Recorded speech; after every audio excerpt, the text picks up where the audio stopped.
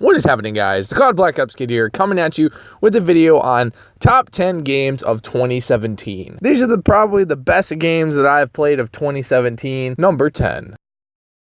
Number 10 is kind of a controversial pick, I think, is Star Wars Battlefront 2. Now, I didn't think that the game was that bad. The story was kind of It wasn't that great. It was pretty good at times, but there were some pretty stale moments in the campaign. The AI were just begging to be killed. They walked right out in front of you. Multiplayer was actually pretty good, besides the whole EA loot box system, which is still being contradicted to this very moment. I don't think 2017 was very good for EA. I mean, honestly, with the loot box transactions and them canceling it and then putting them back in, EA just didn't have a good run this year. Star Wars Battlefront 2 was supposed to be this amazing top-of-the-line game. If it didn't have all these EA microtransactions, we would have been fine. I mean, other than that, the game was spectacular, had great visuals, pretty stiff gameplay on the PC. On the console versions, they were pretty good, but flying was totally amazing. All the space battles were very, very good, made by Criterion, and they are phenomenal. I can't really stress that enough. This game was only made good by the multiplayer, I would say. Arcade mode is just a throw-on mode that they just kind of went for. Number 9. Number 9 I chose is Call of Duty World War II. Now, you guys might be, if you guys saw the review of mine of Call of Duty World War II, you kind of saw that I didn't really like a lot of things about the game. The campaign was not too bad. It added a little bit of pizzazz. It's not space combat, jetpack jumping, multiplayer ultimate shooter. It makes a new, fresh entrance into the series, and I hope they continue this with future Call of Duties to come. The multiplayer was not bad. It's starting to grow on me. It's got too much Overwatch-inspired gameplay, but other than that, it's got a very core, nice multiplayer. Zombies was obviously the highlight of my experience for this game. Story was okay. Other than that, Call of Duty number 9. Number 8. It's Persona 5. And the reason I put this kind of low is because I did not have the PlayStation 4 version. I actually played Persona 5 on the PlayStation 3 version, and my experience was it was a little bit slower, not as good as graphically on the PlayStation 3, obviously, but Persona 5 is a JRPG game where a player takes the role of a high school student, which lives out a single year while attending high school in Tokyo. The game is governed by a day and night cycle, a social simulation. There's part-time jobs within Tokyo that the protagonists attend. It's kind of nice. It kind of looks like an animated comic book, but in a game. It's kind of cool because there's dungeon exploration kind of aspects, a multiverse story, which kind of gives you like randomly generated like dungeons and populated by shadow demons and stuff. This game is pretty dark, and I like the animated aspect of it. And it's a turn-based combat system where like your party runs into an enemy, launches a surprise attack depending on how you go, like if you attack from the back. And why the game is called Personas, while you're in combat, you can summon personas, which are manifestations of like the main character's inner psyche, and because the main character towards the end, you could see he turns into like some sort of demon, which uses like elemental damage, magic attacks, which can target like the enemy's weakness. It's actually pretty weird with the combat. It's a little bit weird because of the day system. There's a lot of weird things. You can gain new personas as you get farther into the game, but I don't want to go too far in depth with the story. It was actually pretty well received. I wish I would have done a gameplay review of it back then. Because I did play it on the PlayStation 3, my kind of experience was a little bit slaughtered and ruined in a way, because I didn't think that it held up to I don't really know why they even published it onto the PlayStation 3. It just didn't have the processing power of the PlayStation 4. But if you're kind of into like anime, into like kind of like Final Fantasy, I guess, with like role playing, like Final Fantasy 13 in a way, this is definitely the game to pick up. I like the whole story. The personas are great, and I love the Persona games. I've only played actually Persona 4 and 5. I do wish I could play the other games, but they're kind of a little bit outdated as of right now, and a lot of them are just only Japanese. Number 7. Number 7 is Wolfenstein 2: The New Colossus. It's an action-adventure first-person shooter video game developed by Machine Gun Games and published by Bethesda Software. The story follows war veteran B.J. Blazkowicz and his efforts to fight against the Nazi regime in the United States. William B.J. Blazkowicz escapes from Death Head's fortress before destroying it with a nuclear cannon. Blazkowicz falls into a 5-month coma and has some of his organs removed to validate his survival. As Blazkowicz fades in and out during his coma aboard Eva's Hammer and Nazi U-boat, it is revealed that Anya, Blazkowicz's love interest, is pregnant with twins. The U-boat is attacked, and Blazkowicz, disoriented and handicapped, fights his way to Anya and to proceed to the main deck. Soon after, however, Caroline and Fergus/Wyatt, whoever you saved in the original game, are captured by Nazi forces. This game is very good. It's got a lot of brand new gameplay mechanics thrown into the Wolfenstein genre. It is still a stealth shooter with being able to acquire perks throughout the progression, how many people that you kill with grenades, machine gun weapons, anything like that. It's still the same Wolfenstein game, but with a lot more height and amplitude. I don't think that Wolfenstein 2, they're pretty much, it falls right in line with Wolfenstein The New Order, but I feel like The New Order had a lot more to offer than The New Colossus. Number 6.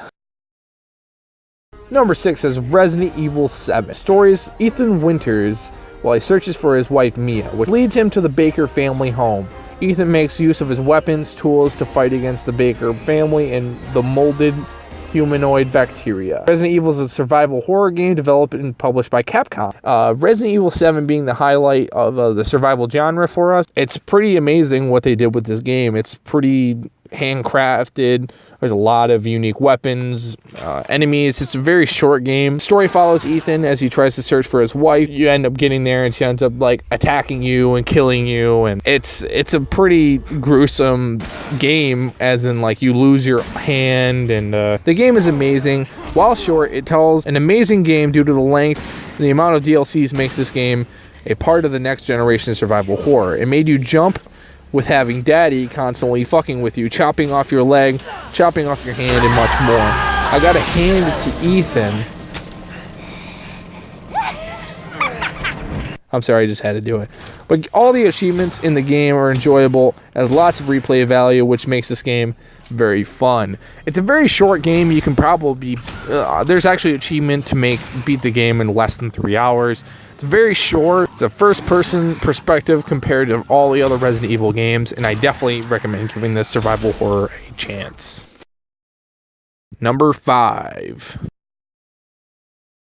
Injustice 2 is a fighting video game developed by NetherRealm Studios and developed by Warner Bros. Interactive Entertainment. The sequel to 2013's Injustice: God Among Us. Injustice 2 storyline centers on Batman's insurgency to attempt to restore the society after the fall of Superman's regime. The newly formed supervillain group, the Society, and the alien Brainiac forces, Batman has to consider freeing the imprisoned Superman to help him battle the threats. There's lots of new supers in this game, a lot of new characters, definitely reamped graphics. I think Gods Among Us, that was the biggest thing for me, is that it was only a 360 version, or there was an Xbox One port, Gods Among Us, but it felt like it wasn't ready for the next generation console. Injustice 2 really upped their ante with this. A lot of the supers I feel like were either extremely bad, extremely awesome, or they were just extremely bad. They're modeled perfectly. There's a lot of cool characters. If you're really into Mortal Kombat or Street Fighter, Tekken games, this definitely is a game to sink your fists into. Number 4 is Cuphead.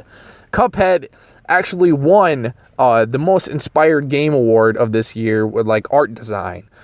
I loved Cuphead. My review for it is on the end credits as well, in the description. And Cuphead, if you guys have not heard of this game, I don't really know where you've been. Cuphead is one of the most amazing games of 2017. But Cuphead is a side-scrolling platformer with running gun aspects made by MHDR, right? Studios. Either way, it's all hand-drawn animation, very, very good graphics. Basically, you play as Cuphead or Mughead, depending on if you're playing 1 or 2 players. I only played the single-player version. I never got to play with another player. There's no online features which lets you connect with another friend, which might be changed in Cuphead 2. There's also a video coming up very soon about Cuphead 2. So basically, you roll dice, you lose your souls, and you have to kill all these bosses to gain contracts to give those contracts to the devil and get your soul back. That story even sounds good. The boss battles are insanely difficult in some certain aspects. Some of them are plane sequences, which is just it's bullet hell. They throw everything at you all at once. And it's kind of a nice experience. The flying aspects are kind of different. Then there's the whole ground battle, which there's just you and you shoot repeatedly. There's different weapons, items that you can use. Something called auto parry, which lets you fill up your special meter to use your special abilities. There's a lot of cool things about Cuphead. Everybody compared Cuphead to Dark Souls because it was pretty hard. I didn't feel like it was like Dark Souls hard, but Cuphead was an amazingly hard experience, and any game that is difficult, I will always play. Number 3. Nier Automata, published by Square Enix and made by Platinum Games. That's all you need. Platinum Games is great. That should be enough incentive to make you play this game. Nier Automata is an actual playing role-playing game by Platinum Games. It has a lot of things from the Final Fantasy series that you like on it.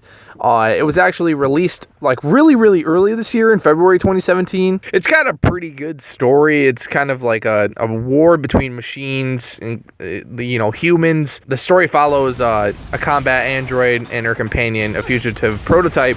Gameplay combines role-playing elements with action-based combat and a mixed genre gameplay similar to just regular Nier. It's an open-world environment. It basically has a lot of things from the Final Fantasy series that everyone that has played Final Fantasy 15 will enjoy Nier Automata. Nier actually was a pretty good experience for me. I was kind of late because I recently just got the PlayStation 4. The story, the gameplay is very good. It was actually a contender for Game of the Year this year. I mean, Platinum Games have been quality action games like Bayonetta, Metal Gear Rising Revengeance.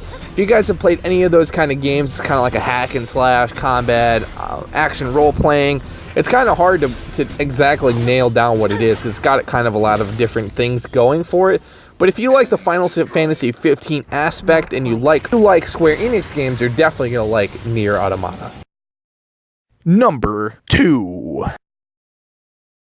Number 2 is Super Mario Odyssey, is a 3D platforming adventure video game developed and published by Nintendo. The story starts off with a Cappy, a spirit that possesses Mario's hat, which is destroyed by Bowser, which allows him to take control of characters and other objects as they set on a journey across various worlds to save Princess from his nemesis Bowser, who plans to marry her. The game is completely based on open world gathering moons to go to new planets. The game has a lot of unique things to it. There's a lot of new characters that you can control, and it's kind of cool to see how the characters that Mario takes control of. There's a lot of impossible jumps that are on YouTube that are actually pretty entertaining to watch and to actually try and replicate. They're very impossible to do, and there's a lot of challenges with Mario Odyssey, like minimum captures, and there's a lot of cool things that Super Mario Odyssey has to offer. Definitely one of the best Mario games I have ever played in my entire life, next to Super Mario Sunshine. It's a very good game. I just wish the emphasis on moons weren't so apparent. There's moons after moons after moons after moons, but this is a very good game. Very inventive story, beautiful graphics, and a new Mario game to jump into. Number 1.